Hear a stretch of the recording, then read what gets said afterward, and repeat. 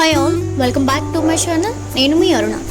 ఈరోజు ఆనియన్ పకోడీ, అదేనండి గట్టి పకోడీ అని కూడా అంటారు కదా, ఈ రెసిపీని ఏ విధంగా తయారు చేయాలో ఈ వీడియోలో చూద్దాం.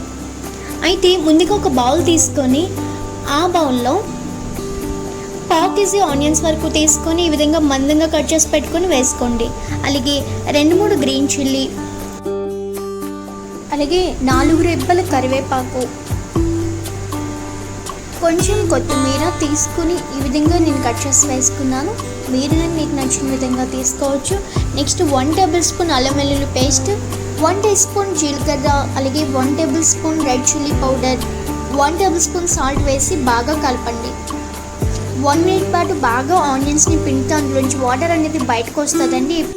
1/2 kg ఉల్లిపాయలకి నేను 1 కప్పు శనగపిండి, అలాగే క్రిస్పీనెస్ కోసం 2 టేబుల్ స్పూన్ల బియ్యం పిండి యాడ్ చేసుకొని మొత్తం బాగా కలుపుకున్నాను.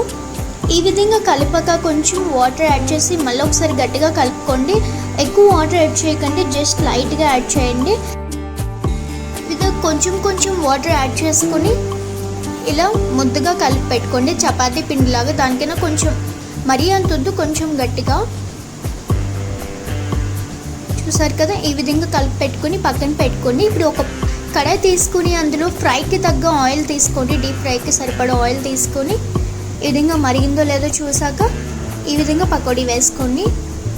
వేసి 2 మినిట్స్ పాటు కదపకుండా అలానే ఉంచేయండి.